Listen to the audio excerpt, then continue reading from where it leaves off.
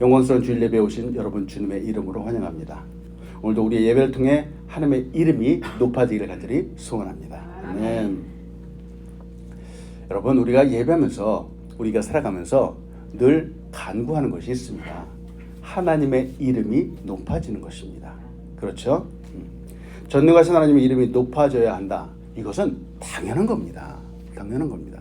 우리 그리스도의 삶의 목적이 바로 여기 있죠. 지금 이 시간 우리가 예배하고 또 일상을 살아가는 우리의 모든 날들 가운데 하나님의 영광을 위한 것, 사실 우리의 삶이 하나님의 영광을 위한 삶이다라고 하는 여러분 이 사실을 믿으시기 바랍니다. 아멘. 자, 근데 우리의 삶들이 하나님의 영광을 위한 것인데 싸우고 화내면 안 되겠죠? 아멘을 안 하시네. 그렇죠? 자, 한 가지 중요한 것은 우리의 삶, 우리의 인생 결코 헛되지 않다라고 하는 겁니다. 무슨 말일까? 전능하신 하나님께서 우리 한 사람 한 사람을 너무 귀하게 여기셔서 바로 독생자 되신 예수 그리스도를 이 땅에 보내셨습니다. 바로 2000년 전에 말이죠. 왜 보내셨을까? 바로 나를 대신하여, 나의 죄를 대신하여 죽게 하시기 위해서 그렇습니다. 여러분, 우리는 사실 어느 누군가에게는 소중한 사람이기도 하지만 또 어느 누군가에게는 별로 신경 쓰지 않는 그런 사람일 수도 있습니다. 그러나 절대로 기죽지 마십시오. 자, 어느 한 사람에게는 나는 별로 신경 쓰지 않는 사람일지 모르지만 하나님에게는 독생자 예수 그리스도를 보내어서 죽게 하시면서까지 나를 구원하실 만큼 나는 그만큼 소중한 존재이다라는 겁니다. 아멘. 여러분, 한 분 한 분이 얼마나 소중한 분인데요. 하나님이 정말 눈동자와 같이 지키시고 보호하시는 그런 분들입니다. 아멘. 자, 우리 옆에 있는 분들을 보면서 인사합시다. 당신은 귀한 사람입니다. 인사하겠습니다. 다시 한번 합니다. 당신은 정말 귀한 사람입니다. 당신은 정말 귀한 사람입니다. 한 번 더 인사합니다. 하나님께서 당신을 사랑하십니다.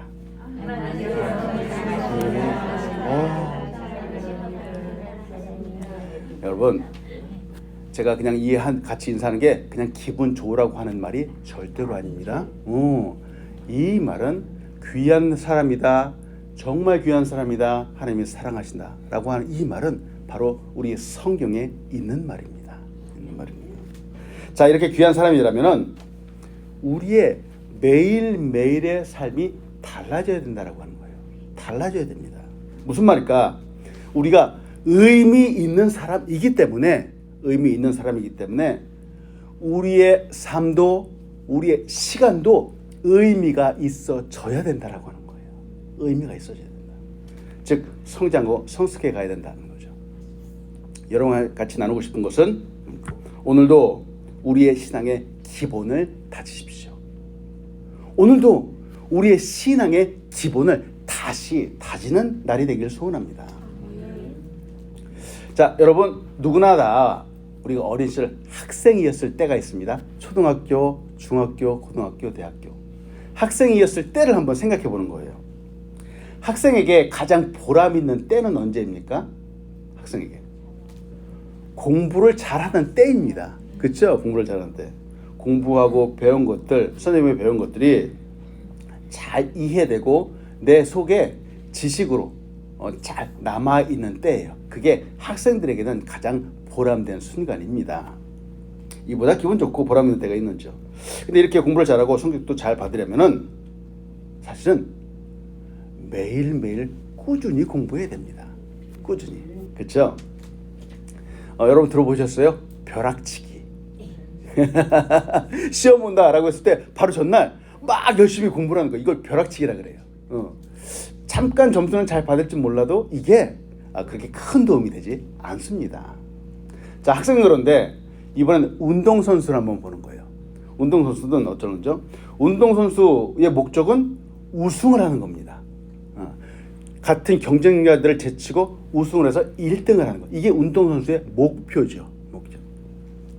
자, 우승을 하고 함께 있는 또 팀 동료들에게 도움을 줄 때 이때 운동선수의 이 삶이 참 보람되다라고 말할 수 있습니다. 좋은 선수가 되기 위해서는, 우승하기 위해서는 매일매일 체력을 쌓아야 되고 매일매일 연습을 해야 됩니다. 운동선수 역시 어느 날 갑자기 뚝딱 우승을 한다? 아니요, 결코 그럴 수 없습니다.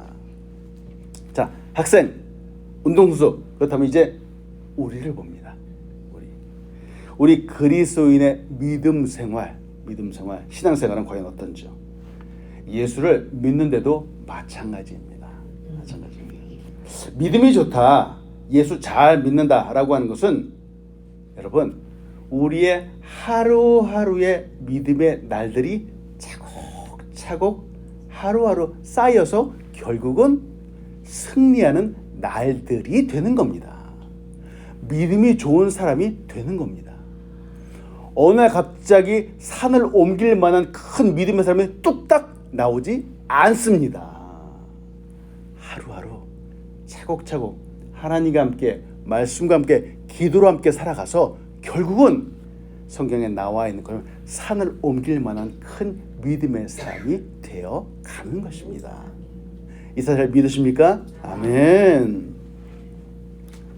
그래서 결국 예수 잘 믿는다라고 하는 것은 우리의 어느 하루, 한 단기간 이거를 보고 결정할 수 있는 것은 아니라라고 하는 거죠. 저는 과거에 그런 분들을 꽤 보았습니다. 세상에 예수 믿고 눈물을 톡톡 흘리면서 예배를 하는 거예요. 그 찬양하는 모습도 얼마나 아름답고 귀한지 모르겠습니다. 그래서 덜컥 그랬죠. 겉으로 보기에는 참 천사가 따로 없다라고 이렇게 보았습니다. 그런데 2달이 지난 다음부터 그분의 모습은 보이지가 않는 거예요. 바람과 함께 사라지고 말았습니다. 이런 분들이 종종 있는 거예요. 왜 그럴까? 저는 아직 잘 모르겠습니다. 여러분, 예수 잘 믿는 사람이 되려면 우리의 신앙의 기초가 잘 다져져야 됩니다. 믿음 생활에 있는 기본기가 바로 흔들리지 말아야 됩니다. 대한민국의 기독교는 세계 유례가 없을 정도로 아주 폭발적으로 부흥하고 발전을 했습니다. 그래서 많은 나라가 바로 대한민국의 기독교를 모델로 삼기도 했죠. 대한민국의 기독교가 막 성장하던 시기가 바로 70년대, 80년대입니다. 그때는 시골의 아주 구석에 있는 교회도 교인들이 제법 많이 차기도 했었습니다. 그런데 이런 대한민국의 기독교가 90년대로 넘어오면서부터 이 성장이 점점 둔화되기 시작을 하는 겁니다. 성장이 결국 멈추었습니다. 지금은 한국의 기독교 그러면 오히려 감소 추세에 있다라고 많은 분들이 우려의 목소리를 내고 있습니다. 근데 부단 한국뿐만이니까 세계의 많은 기독교들이 그렇기도 합니다. 도대체 이유가 무엇일까? 시대가 이렇게 많이 발전하고 시대에 따라서 나타나는 자연적인 현상일까? 아니요, 그렇지 않습니다. 한국의 기독교, 세계 기독교가 이렇게 침체기에 접어든 결정적인 이유가 바로 믿음의 기본기 때문에 그렇습니다. 이 믿음을, 이 신앙의 기초를 잘 다지지 않았기 때문에 오늘 이런 결과가 나타나게 된 겁니다. 왜 그럴까? 막 하니까 좋은 것만 바라보고 우르르 달려가는 그런 사람들. 처음에는 너무 좋았죠. 근데 이 사람들 기초가 없기 때문에 시간이 지나면서 점점 그 믿음은 빛나는 믿음이 아닌 믿음이 되더라는 겁니다. 학생이 공부를 잘 못하면은 학년은 올라가겠죠. 5학년, 6학년 이렇게 올라가겠지만 그 안에 아는 것이 많다라고 말할 수 없습니다. 좋은 학생이라고 말할 수 없는 거죠. 마찬가지 운동선수도 역시 마찬가지입니다. 기초가 잘 뒷받침되지 못하면은 많은 경쟁자들을 이기고 승리하는 사람이 될 수 없는 겁니다. 우리의 믿음도 처음에는 어느 정도까지 성장할 수 있습니다. 그런데 딱 여기까지입니다. 어디까지? 내가 말씀을 아는 데까지만 성장하는 거예요. 그래서 바로 문제가 있다라고 하는 거예요.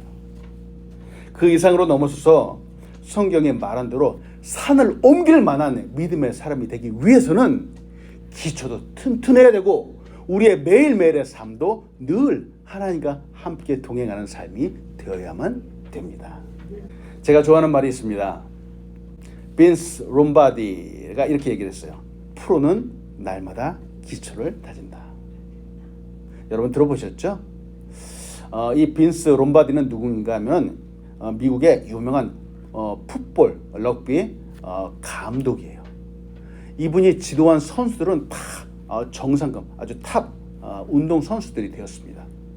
이분은 정말 주옥 것 같은 많은 말을 남겼어요. 근데 이분이 보는 관점이 다른 거예요. 그냥 높고 화려한 이런 것만 보는 것이 아니라 이것이 되기 위해서는 정말 밑바닥에서부터 처음부터 얼마나 열심히 기초를 계속 다지는가, 바로 이 부분을 보는 겁니다. 프로는 날마다 기초를 다지는 겁니다. 그래야지 정상이 되는 겁니다. 우리의 신앙도 마찬가지입니다. 좋은 믿음의 사람이 되기 위해서는 우리의 매일매일의 삶이 늘 말씀과 함께, 기도와 함께, 예배와 함께 가야만 되는 것이죠. 프로 선수들이 단지 운이 좋고 그냥 실력이 좋아서 정상의 선수가 된 것이 아닙니다. 뼈를 깎는 듯한 연습, 매일매일의 연습, 하루도 빠지지 않는 그런 연습들, 기초와 기본을 잘 다질 때 결국은 성장해가고 성숙해가고 승리를 차지하게 되죠. 나중에도 보여드릴 거예요. 한국에 유명한 발레리나 강수지라고 하는 분이 있어요. 이분은 한국 분인데 독일의 무형문화재가 되었어요. 발레리나인데 이분의 발을 한번 본 적이 있어요. 발레리나 얼마나 아름답습니까? 근데 이 발은, 이 아름다운 발레리나가 되기 위해서 발은 뼈가 여기저기 울그러지고 불그러지고 너무 흉측한 발이 된 거예요. 세상에 그 정상이 되기 위해서는 정말 보이지 않는 곳에서 피나는 노력을 했다라고 하는 거예요. 좋은 실력을 더 다듬고 성장시키고 발전시켜 나가야 됩니다. 그러다가 최고의 선수, 프로 선수가 되는 것이죠. 자, 질문합니다. 우리의 믿음은 과연 어떨런지요? 우리 믿음. 예수 믿자마자 어느 날 뚝딱 우리의 믿음이 이만큼 커진 그런 사람들이 있을 수 있을까? 아니요, 그럴 수 없습니다. 처음에는 누구나 다 작은 믿음부터 시작을 하죠. 작은 믿음. 근데 여러분, 이 작은 믿음이라고 하는 이 작은 믿음의 정도가 세상을 이기는 믿음이라는 사실을 여러분 믿으시기 바랍니다. 어떻게 세상을 이기는 믿음인가? 이 작은 믿음, 즉 예수 그리스도를 구주로 고백하는 이 작은 믿음이 바로 우리를 구원으로 인도하고 이 믿음이 세상을 이기는 믿음입니다. 이 믿음이 작다라고 하지만 이거는 이미 세상보다 더 큰 믿음입니다. 그러나 여기로 만족하면 안 된다라고 하는 거예요. 믿음을 점점 키워나가야 되는 거죠. 그래서 이 시간 이후부터 여러분과 함께 보고자 하는 것이 바로 크리스천 라이프예요.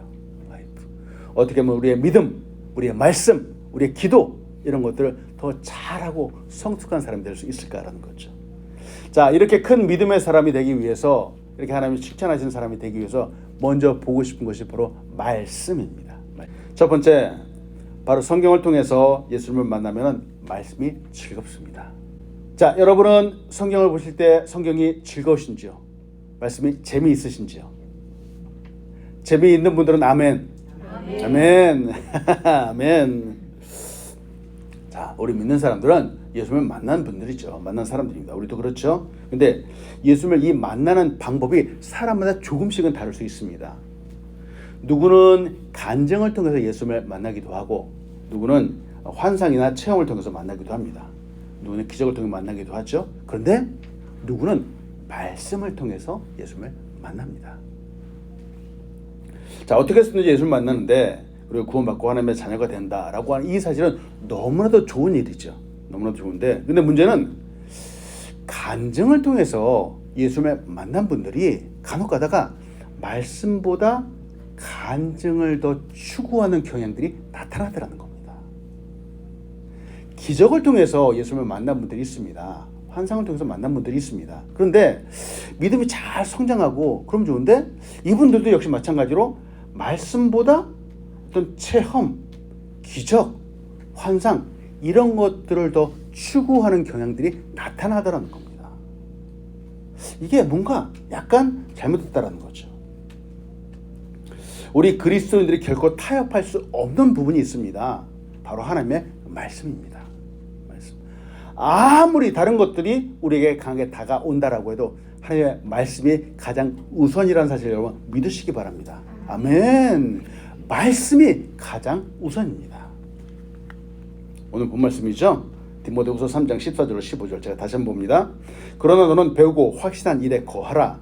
너는 내가 누구에게서 배운 것을 알며 또 어려서부터 성경을 알았느냐. 성경은 능히 너로 하여금 그리스도 예수 안에 있는 믿음으로 말미암아 구원에 이르는 지혜가 있게 하느니라. 제가 처음에 하나님의 말씀을 볼 때, 성경을 볼 때 이 하나님 말씀 성경은 그다지 저에게 매력적인 책이 아니었어요. 너무 졸린 글이었습니다. 세상에 그 배경이, 성경의 배경이 사실은 2000년 전의 이야기잖아요. 예수님, 시작은 물론 예수님 때이지만 이 구약은 예수님 그 이전에 훨씬 더 진짜 몇천 년 전의 이야기잖아요. 물론 태초 이야기부터 이렇게 등장하는데 구약 성경을 볼 때는 세상에 한국의 그 전설 따라 삼천리 그런 이야기인 줄 알았어요. 그래도 창세기, 출애굽기를 볼 때는 그래도 비교적 아주 재밌고 스펙타클한 그런 이야기들도 나와서 흥미있게 보기도 했습니다. 그러다가 세상에 딱 레위기를 가니까 이렇게 힘든 하나님은 왜 여기다 기록을 했을까 이해가 되지 않았던 거예요. 그래서 막 건너뛰고 이렇게 성경을 보기도 했습니다. 또 신약으로 갔잖아요. 신약으로 갔는데 마태복음부터 누구를 낳고 얘기가 그냥 사람들의 이름도 어찌나 독특하든지 이 사람들의 이름이 전혀 눈에 들어오지 않는 겁니다. 이렇게 성경을 보다 보니까 또 다른 문제에 봉착을 했어요. 바로 성경 곳곳에 쓰여 있는 이해되지 않는 단어들이었어요. 그것도 지금은 이제 쉬운 성경, 우리가 이해할 수 있는 성경이라고 해서 번역본들이 새로 나오긴 했지만 성경을 처음 볼 때 안식일인데 도대체 안식일이 뭐야? 이렇게 안식이라고 곳곳에 쓰여 있고 또 하나님은 신실하시다라고 했는데 도대체 신실하시다라고 이 표현이 도대체 뭔가 전혀 뜻도 알지 못하고 이렇게 성경을 보던 그런 데도 있었습니다. 성경 처음 보는 단어들이 많았죠. 그럼에도 불구하고 저는 성경을 보려고 참 많이 노력을 하기도 했습니다. 왜냐하면은 어떤 분들이 성경을 보다가 나는 변화되었어라고 간증하는 소리를 들었기 때문에 그런 거예요. 어떤 사람은 성경을 보고 변화되었다라고 하는 거예요. 또 어떤 분들은 나의 삶에 가장 큰 영향을 준 책이 바로 성경이다라고 이렇게 얘기를 하는 겁니다. 아니 그렇다면은 도대체 무슨 비밀이 있는 건데 나도 한번 봐야 되겠다라고 한번 보기 시작을 했던 겁니다. 그런데 여간 어려운 것이 아니었었습니다. 여러분은 말씀을 어떻게 보시는지요? 그래서 오늘 말씀 보는 두 가지 구체적인 것을 여러분과 나누기 원합니다. 말씀을 볼 때 이렇게 보십시오. 마음으로 성경을 보십시오. 마음으로. 자, 우리가 성경을 볼 때 말씀 보는 대표적인 방법들은 여러 가지가 있습니다. 그중에 대표적인 방법이 우리가 이성, 즉 머리로 성경을 보는 겁니다. 자, 이성적이다, 머리로 본다라고 하는 이 뜻을 여러분 이해되시는 이거 쉽게 말하면은 즉 정보를 얻기 위해서 성경을 볼 때 바로 그걸 이성적으로 말씀을 본다라고 하는 거예요. 하나님 물론 우리에게 생각할 수 있는 이 놀라운 능력을 주셨습니다. 보면서 판단하는 거죠. 생각하고 이런 일도 있었구나. 이런 것들은 좋은데 이런 것들은 안 돼. 이렇게 이성적으로 판단하는 거예요. 성경을 볼 때 이렇게 보는 거예요. 사람들이. 성경은 하나님 말씀 안에 담겨있는 이스라엘의 역사, 문화, 어떤 시대적인 배경들 이런 것들을 토대로 해서 성경을 보시는 분들이 있습니다. 필요합니다. 그리고 언어를 이해하는 거죠. 이성적으로 이렇게 볼 때는 말 그대로 정말 성경에 나타난 정보와 지식을 내 것으로 삼을 수가 있습니다. 자, 근데 이렇게 이성으로 본다. 그래서 정보를 얻고 지식을 쌓아갈 수 있습니다. 근데 이렇게 이성으로 볼 때 문제가 있습니다. 문제가 있습니다. 말씀이 머리로는 들어오는데 마음으로는 들어오지 않는 겁니다. 이게 이성으로 볼 때의 한 가지 문제점이에요. 그래서 많은 사람들이 예수님을 잘 믿지 않는 사람들한테 물어보면은 자기가 성경을 백독을 했답니다. 백독을 성경을 모르는 게 없답니다. 그런데 믿지 않는다라고 하는 거예요. 야, 이게 정말 문제라고 하는 거예요. 이게 이성적으로 머리로 성경을 볼 때 나타나는 대표적인 현상입니다. 성경에서 너무 박식하게 아는데 마음은 예수 그리스도를 믿지 않는 겁니다. 말씀이 내 마음속에 감동으로 들어와야 됩니다. 그래서 마음으로 성경을 보자라고 하는 겁니다. 아멘. 요새 새벽에 묵상하고 있는 창세기 본이 있어요. 창세기에서 아브라함의 이야기가 나와요. 그러니까 창세기 15장에서 아브라함이 여호와를 믿으니 하나님께서 아브라함의 마음을 보시고 이것을 의로 여겼다라고 이렇게 말씀하시는 부분이 나와요. 도대체 이게 무엇일까? 자, 아브라함이 여호와를 믿었다. 말씀을 믿었다. 바로 이 믿었다라고 하는 것이 이성적으로 믿는 것이 아니라 마음으로 하나님의 말씀을 믿었다라고 하는 거예요. 하나님 우리의 마음을 보시는 분이시죠.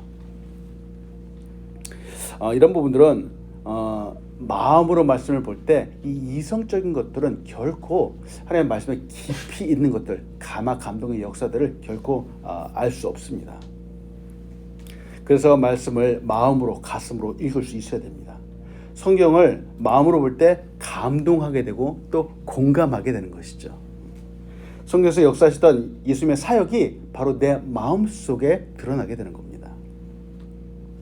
머리로만 읽던 이 성경의 말씀을 가슴으로 읽으면은 바로 이 하나님 아버지의 그 마음도 우리가 알게 되고 예수님의 사랑도 깨닫게 됩니다. 그리고 성령님의 역사도 우리의 마음속에 감동으로 나타나게 되는 거죠.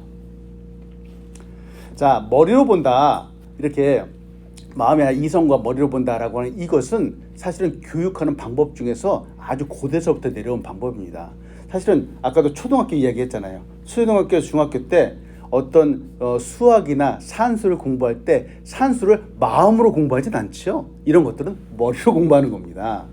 근데 이것이 사실은 헬라 문화, 고대 헬라 문학에 있었던 주요한 학문을 추구하는 방법 중에 하나였습니다. 헬라 철학 같은 경우에는 분별력 있게 이런 정보들을 수용을 했죠. 그래서 구약 성경에는 이성이라고 하는 이 말이 구약 성경에 등장하지 않습니다. 대신 마음이라고 하는 그런 단어들로 대신 나오게 되죠.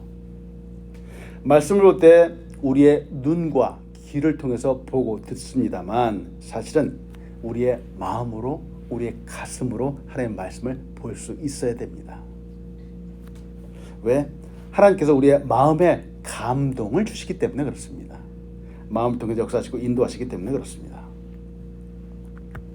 로마서 10장 9절로 10절의 말씀을 나눕니다. 내가 만일 내 입으로 예수를 주로 시인하며 또 하나님께서 그를 죽은 자고 살리신 것을 내 마음에 믿으면 구원을 받으리라. 사람이 마음으로 믿어 의에 이르고 입으로 시인하여 구원에 이르느니라. 자, 보세요.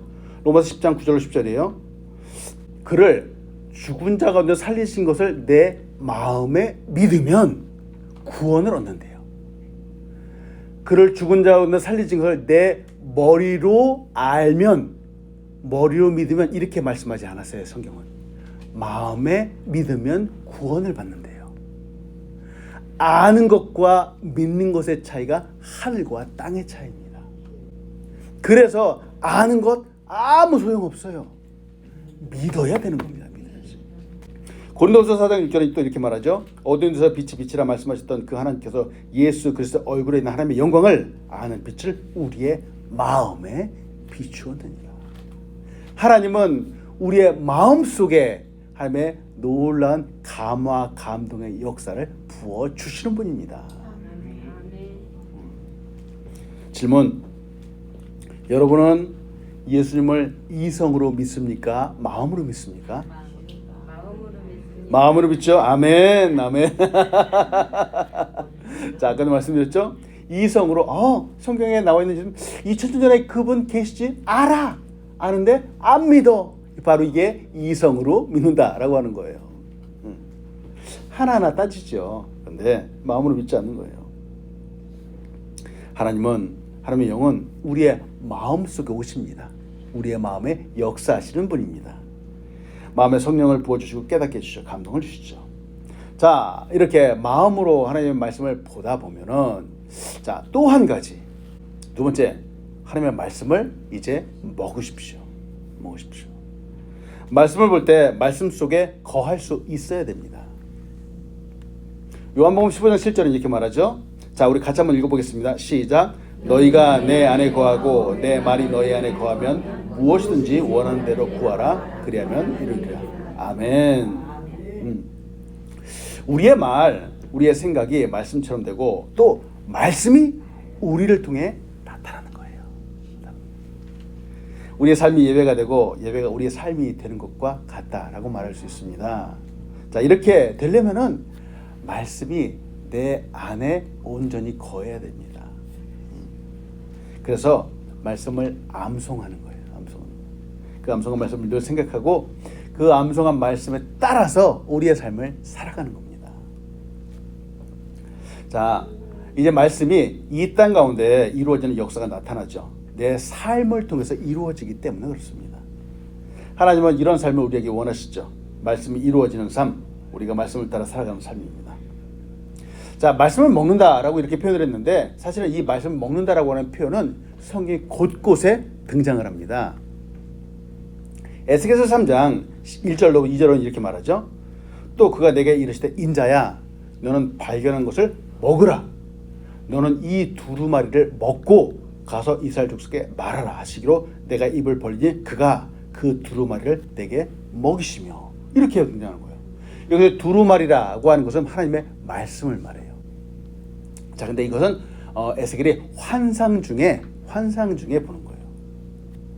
여기서 먹는다라고 할 때 이 먹는다라고 하는 표현은 우리가 정말로 이 종이를 밥 먹듯이 우겨우겨 씹어 먹는다는 그런 표현이 아닙니다. 옛날에 공부할 때 영어 단어 외운다고 영어 단어 다 외우고 나서 한 장 푹 찢어가지고 막 먹는 그런 분들도 있었습니다. 하나님 말씀 먹으라. 그러니까 바로 그건 아니다고 하는 거죠. 자, 그렇게 영어 단어도 외우고 먹었는데 영어 단어가 마음속에 남아있으면 얼마나 좋을까요? 성경을 하나님 말씀 먹는다라고 하는 것은 지금 에스겔의 환상 중에서 보는 것처럼 지금으로 말하면 계속해서 묵상한다. 마치 음식을 먹는 것처럼 이 말씀이 내 삶 가운데 내 마음 가운데 들어오도록 하라라고 하는 거죠. 자, 음식을 먹으면 영양분이 우리의 몸에 골고루 퍼집니다. 마찬가지로 말씀이 내 안에 들어와서 내 삶의 구석구석마다 모든 시간마다 분초마다 말씀의 역사가 나타나도록 하라라고 하는 거죠. 우리는 하나님의 말씀을 이렇게 받아야 되죠. 그 말씀의 영향력이 우리의 머리끝부터 발끝까지 나타나고 드러나야 됩니다. 자, 이렇게 되도록 우리는 하나님의 말씀을 먹어야 된다라고 하는 거죠. 쉬운 말로 말씀으로 살아가자라고 하는 겁니다. 자, 늘 말씀드리죠. 내 이웃을 내 몸과 같이 사랑하라라고 하는 말씀이 있습니다. 마태복음 말씀이죠. 예수님이 이렇게 말씀하셨어요. 자, 내 이웃을 내 몸과 같이 사랑하라라고 하는 이 말씀을 내가 받아 먹었습니다. 그러면 이제 어떻게 해야 되죠? 내 이웃을 내 몸과 같이 사랑하는 삶을 살아가야 됩니다. 말씀을 먹었다라고 하는데 미워하면 될까요, 안 될까요? 안 되는 겁니다. 정말 내 이웃을 내 몸과 같이 사랑하며 살아가는 것이죠. 이것이 말씀을 보는 것이고 이것이 말씀을 먹는 겁니다. 자, 말씀 마칩니다. 하나님의 말씀을 받아서 주님 기뻐하시는 삶의 음악을 연주하는 우리 한 사람 한 사람 되게 간절히 소원합니다. 아멘. 하나님의 말씀을 우리가 받았을 때 바로 이 말씀이 우리의 삶 가운데 역사하는 거예요. 삶의 모든 순간순간마다 먹기도 하고 또 마음에 들어오기도 하고, 그래서 사실은 우리의 삶이 나중에는 아름다운 오케스트라 연주처럼 되는 겁니다. 디모데후서 3장 16절 17절 이렇게 말하죠. 모든 성경은 하나님의 감동으로 된 것으로 교훈과 책망과 바르게 함과 의로 교육하게 유익하니 이는 사람으로 하나님의 사람으로 온전하게 하며 모든 선한 일을 행할 능력을 갖추게 하려 합니다. 보세요. 교훈도 책망도 바르게 함도 의로 교육, 이게 우리의 삶의 모든 구석구석마다 다 있는 겁니다. 하나님의 말씀, 이 성경, 이 세상에 이처럼 온전한 것이 또 어디에 있을까요? 어디에 있을까요? 교훈과 책망과 바르게 함과 의로 교육하면 결국은 하나님의 사람으로, 이런 것들이 하나님의 사람으로 온전하게 우리를 만들어 간다라고 하는 것이죠. 선한 일을 하는 사람, 정말 아름다운 사람을 만들어 가는 것, 그 힘은 바로 하나님의 말씀밖에 없습니다. 박사학위를 수백 개를 따도 온전한 사람이 될 수 없습니다. 오직 하나님의 말씀만이 우리를 온전히 인도한다는 사실 여러분 믿으시기 바랍니다. 아멘. 보세요. 교회를 오랫동안 다닌다고 우리가 성숙한 믿음의 사람이 될 수 있는지요? 아닙니다. 직분을 받는다고 믿음이 월등한 사람이 될 수 있는지요? 아닙니다. 큰 믿음, 성숙한 믿음은 이 하나님의 말씀을 잘 볼 때 자라고 성장하게 됩니다. 말씀을 잘 받아 먹을 때 성숙해집니다. 음식이 우리의 몸에 들어와서 몸의 곳곳에 그 영양분을 주는 것처럼 내 안에 들어온 말씀이 우리의 삶의 곳곳에 영향을 주어야 됩니다. 마치 아름다운 음악을 연주하는 것처럼 말이죠. 말씀을 잘 마음으로 보고 또 잘 먹어서 굳건히 서 있고 승리하는 주님의 자녀가 되길 간절히 소원합니다. 아멘.